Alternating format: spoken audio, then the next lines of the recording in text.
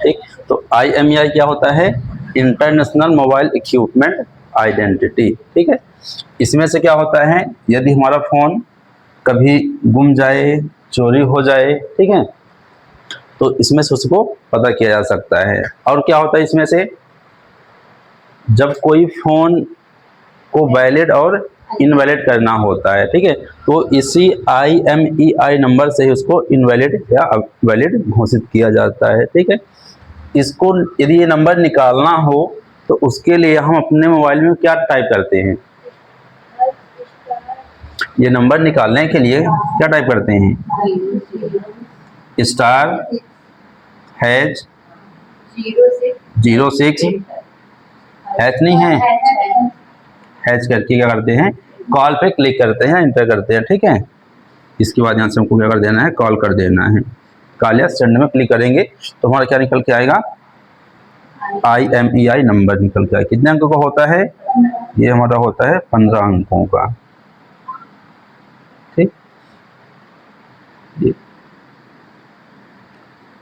और यह एक क्या होता है, यूनिक नंबर होता है, यानी कि अद्वितीय नंबर होता है।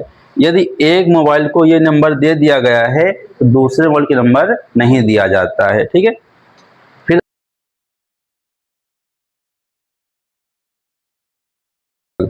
सिम का पूरा नाम क्या होता है?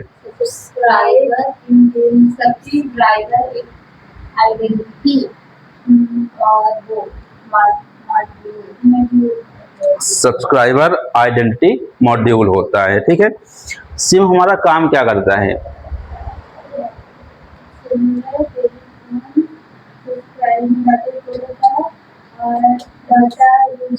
यूजर की पहचान होती है, नोटिफिकेशन होती है, सिक्योरिटी पिन होती है, मैसेज होती है, सब्सक्राइबर आइडेंटिटी मॉड्यूल। ठीक है, ये हमारे सिम का पूरा नाम होता है। ठीक है, यह एक हमारे चिप की तरह होता है। ठीक है, एक छोटा सा ये कार्ड होता है जो हमारे फोन पे लगाया जाता है, कुछ इस प्रकार से बना होता है ये। ठीक है, इसमें यहाँ पास एक चिप लगी होती है छोटी सी, ठीक है,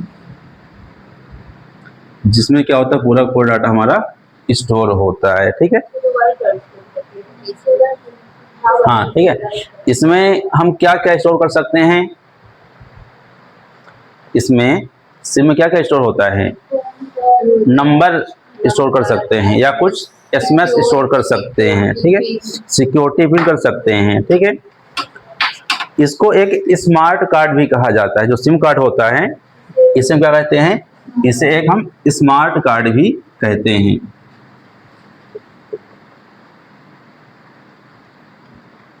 सिम कार्ड को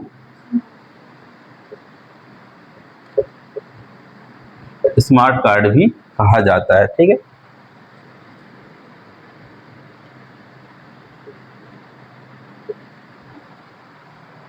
ठीक है, और इसमें क्या होता है, ये किस पर काम करता है? किसमें काम करता है? GSM पे काम करता है। क्या होता है ये? ग्लोबल सिस्टम मोबाइल होता है। ठीक है, जो हमारा सिम कार्ड होता है वो इसी में से जुड़ा होता है। ठीक है, नेटवर्क से जुड़ा होता है, जिसके माध्यम से हम एक नंबर से दूसरे नंबर को कांटेक्ट कर सकते हैं। ठीक है,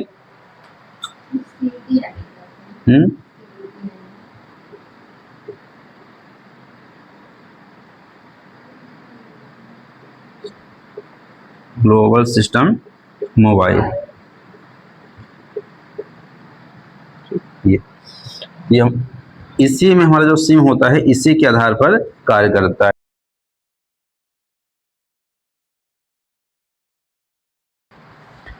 इसमें प्रत्येक कस्टमर के लिए एक निश्चित ID दी जाती है। ठीक है, इसमें क्या होती है, प्रत्येक कस्टमर के लिए एक हमारी ID होती है, जो कितने अंकों की होती है?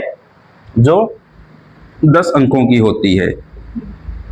जो ID में कितने अंकों की होती है?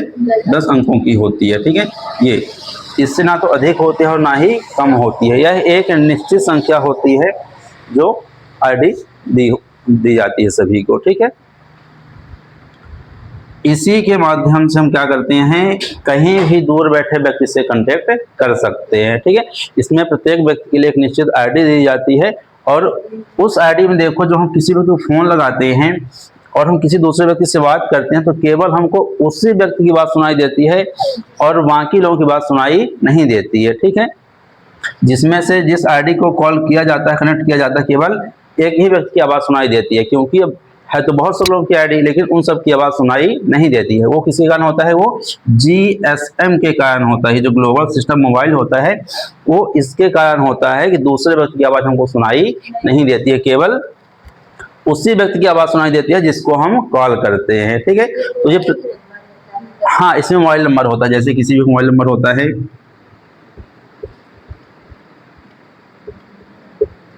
ये। ठीक है, अब इसी प्रकार से प्रत्येक आईडी को दिया जाने वाला एक यूनिक नंबर होता है। ठीक है, किसी भी सिम कार्ड में एक सेम नंबर नहीं हो सकते हैं। ठीक है, उसमें चाहे एक अंक का ही डिफरेंस क्यों ना हो, लेकिन वो होता जरूर है। ठीक है, सेम नंबर कभी भी किसी में नहीं हो सकते हैं। ठीक है, और केवल उसमें 10 ही डिजिट होते हैं। ठीक है, इससे अधिक डिजिट नहीं होते हैं। जो सिम कार्ड होता है, सिम कार्ड का केवल यही नंबर होता है। ठीक है, अब इसी प्रकार से एक दूसरे कस्टमर के पास आईडी होती है। जब उन दोनों आईडियों को आपस में मिला करके एक दूसरे से कनेक्ट किया जाता है तो हम उसके बाद अपना जो सूचना होती है उसको आदान प्रदान कर सकते हैं। ठीक है, एक सिम में हम लगभग कितने नंबर स्टोर कर सकते हैं? एक सिम में लगभग हम कितने नंबर स्टोर कर सकते हैं? बहुत सारे। कितने?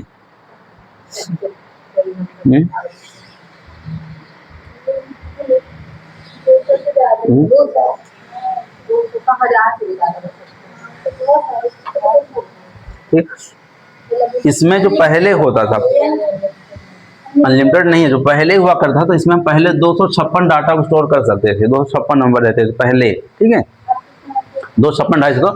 अब क्या हो, देखो अब समय के साथ उसमें से परिवर्तन होता जाता है। ठीक है, पहले हमें कम स्टोरेज की आवश्यकता पड़ती थी, अब ज्यादा स्टोरेज की आवश्यकता पड़ती। अब पता नहीं क्या है, लेकिन पहले क्या था, 250 से 56 तक 250 नंबर हो जाते थे।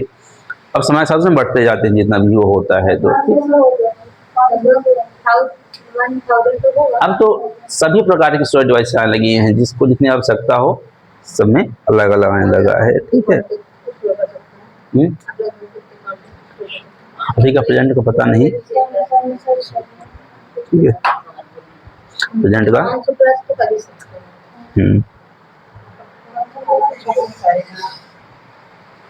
फिर इसी में आगे आता है एक आईपी। क्या आता है? आईपी। ये आईपी क्या होता है?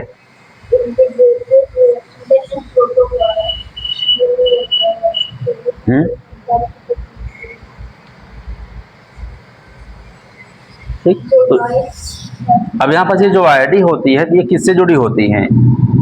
ये जो आईडी होती है सिम कार्ड से जुड़ी होती है, ना कि मोबाइल फोन से जुड़ी होती है। ध्यान रखना। ठीक है, ये जो आईडी होती है प्रत्येक कस्टमर की आईडी, ये केवल कहाँ से जुड़ी होती है?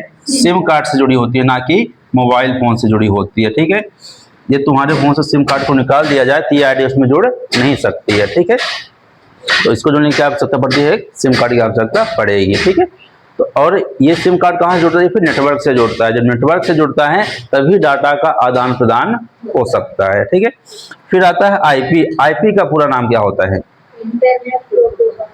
Internet protocol. ठीक है, ये क्या होता है?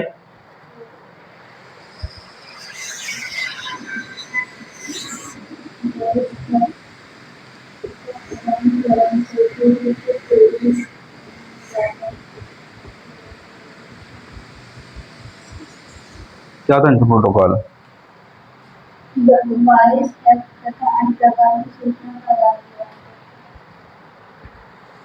यह एक टेलीफोनी का एक क्या है प्रकार का तकनीक होता है। ठीक है, जो क्या करता है, वॉइस, फैक्स तथा अन्य प्रकार की सूचना का आदान प्रदान करता है। ठीक है, ये जो इंटरनेट के माध्यम से डाटा का आदान प्रदान किया जाता है उसका एक प्रोटोकॉल होता है। ठीक है, जैसे एक और होता है इंटरनेट प्रोटोकॉल, कौन सा होता है? HTTPS बताया गया था। HTTPS ये भी क्या होता है? ये भी हमारा इंटरनेट का प्रोटोकॉल होता है। इंटरनेट जो सूचना होती है उसका ये भी क्या होता है? प्रोटोकॉल होता है। इसका पूरा नाम क्या होता है? हाइपर टेक्स्ट ट्रांसफर प्रोटोकॉल होता है। हाँ, hyper text transfer protocol secure. ठीक, ये जिसमें एस लगा होता है इसमें से क्या होता है, यानी कि ये वेबसाइट जो हमारी होती है वो सिक्योर होती है। ठीक है, और यदि ये एस नहीं लगा होता है जिस वेबसाइट में जिस भी लिंक पे, तो क्या होता है, सिक्योर नहीं होती है, उसे कोई भी हैकर आसानी से हैक नहीं कर सकते हैं। ठीक है, ये सिक्योरिटी पर्पस पे लगाया जाता है। ठीक है, तो ऐसे बहुत से हमारे वेबसाइट में देखने के लिए मिल जाता है। ठीक है।